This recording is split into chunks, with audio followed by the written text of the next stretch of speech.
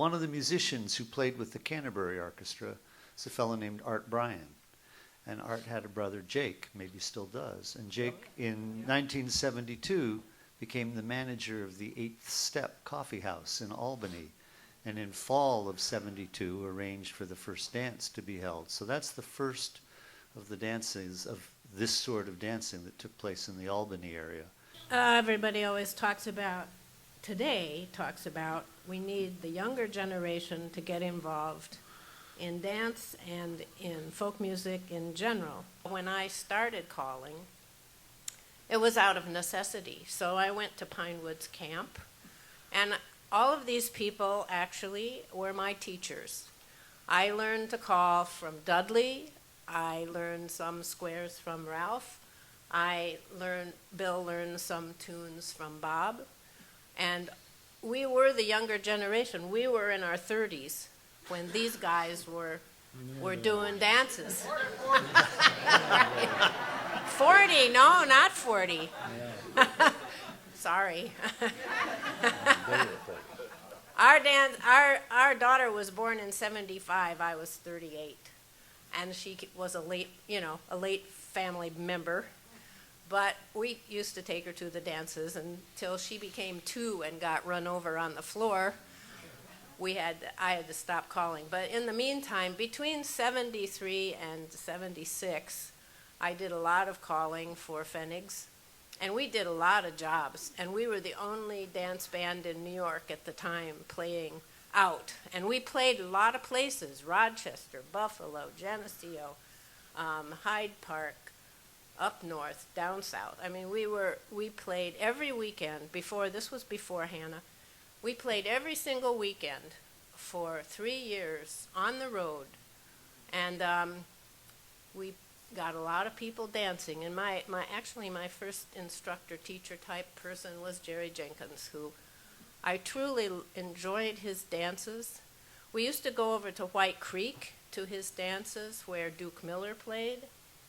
And we'd drive to White Creek and go to those dances. Bill has motion sickness, so he couldn't dance. So I got very good at asking people to dance. If I take Dramamine, I'm okay. But. So then I went to Pinewoods Camp, and I took Dudley's classes in 73 and 74. And I met May Gadd and Pat Shaw. And these were the people who were the big names in dance at the time, and I enjoyed meeting them so much. And I really enjoyed Pat Shaw's dances. If anybody is still calling them, I used to call them, but I don't know if anybody's calling them anymore. Does she do the Pat? Okay, good. So anyway, that was it. And 77, I started being a what do you call me? A producer.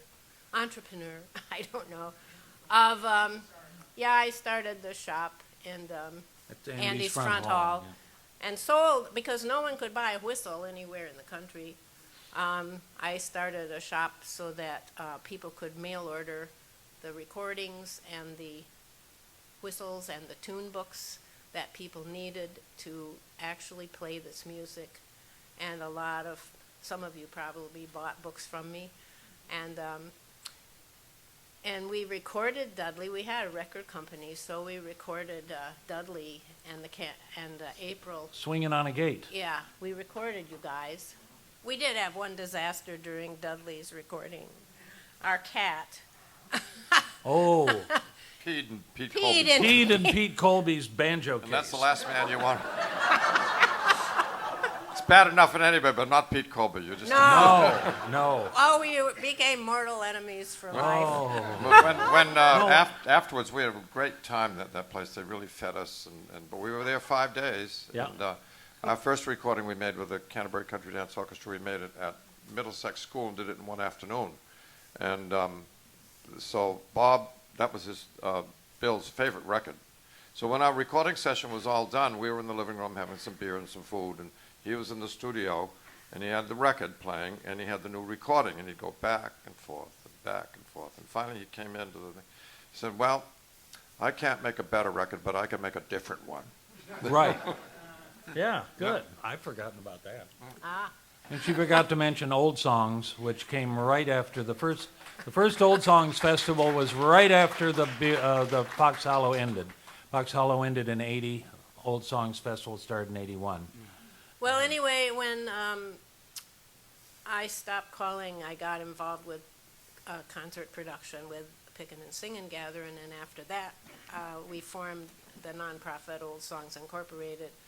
So we were continuing to do dances locally because it was harder for us to travel then. So we did do dances in Guilderland Center, and finally in 1986, we did the first dance flurry from Old Songs. This is the T-shirt from 1986, the Old Songs Winter Dance Fest. And it was held at the Farnsworth Middle School, I think. Yeah. And some of you might remember it. Some of you might have been there. And after that point in time, after that festival, we skipped because we needed someone to do the festival, and Sharon O'Connor, who had done it the first time in '86, had organized it under Old Songs. They skipped a year, and then Paul got involved in thinking that there should be a dance festival, so he was the one who carried it forward and formed.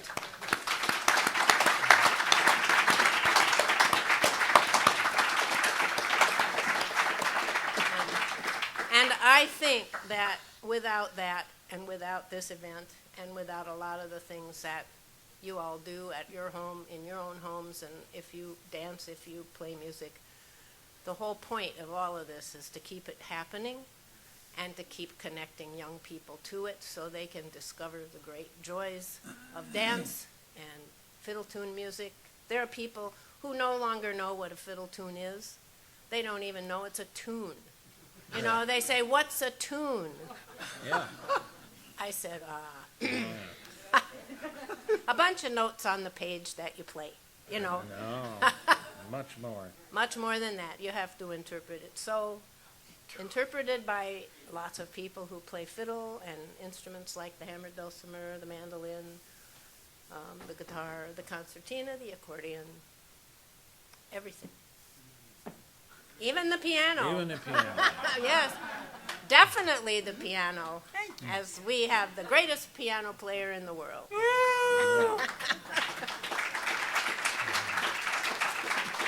For our band to have existed all these years, and we're still playing, Bill is still playing, Toby and George are still playing, you know, it's pretty neat because a lot of bands break up, and we're still together.